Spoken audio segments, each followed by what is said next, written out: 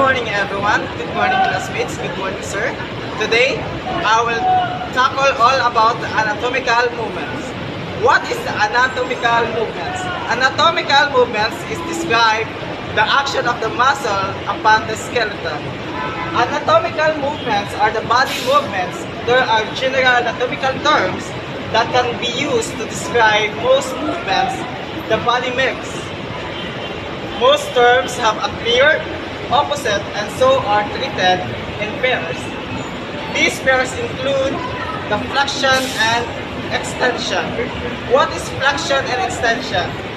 Flexion is described a bending movement that decreases the angle between a segment and its proximal segment, while the extension is the opposite of the flexion, describing a straightening movement that increases the angle between the body parts.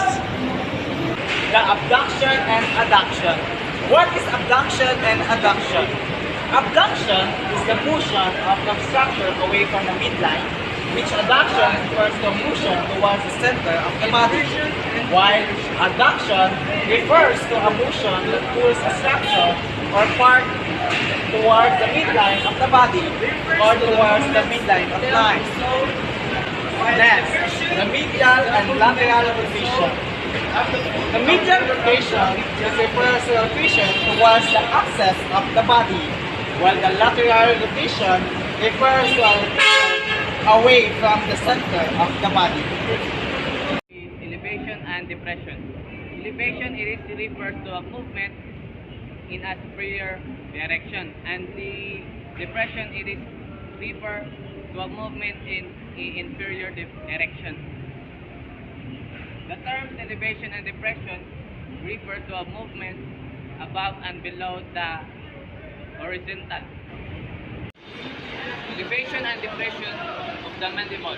Elevation is when the jaw moves superior to close to the mouth, and depression is allowing the jaw to move inferior. And let's move to the topic of pronation and supination. It is referred most generally to assume prone or supine positions, but often they are used in a specific sense, referring to a rotation of the forearm or foot, so that in the standard anatomical position on the palm or sole and facing anteriorly or posteriorly. Pronation. It is a rotational movement where the hand and the upper arm are turned inwards. Supination occurs when the forearm or palm are rotated outwards. It refers to turning of the sole of the foot inwards, shifting weight to the lateral edge. Let's proceed to the next topic, dorsiflexion and plantar flexion. Dorsiflexion is where the toes are brought closer to the shin. This decreases the angle between the dorsum of the foot and the back of the leg. Plantar flexion is the movement which decreases the angle between the sole of the foot and the back of the leg. Inversion and adduction. Adduction of the body refers to the movements that tilt the sole of the foot away or towards the midline of the body, while eversion is the movement of the sole of the foot away from the median plane. Opposition and reposition. Opposition refers to the movement that involves grasping of the thumb and fingers, while reposition refers to restoring of an object to its natural condition. Circumduction refers to a conical movement of the body parts such as ball and socket joint or the eye.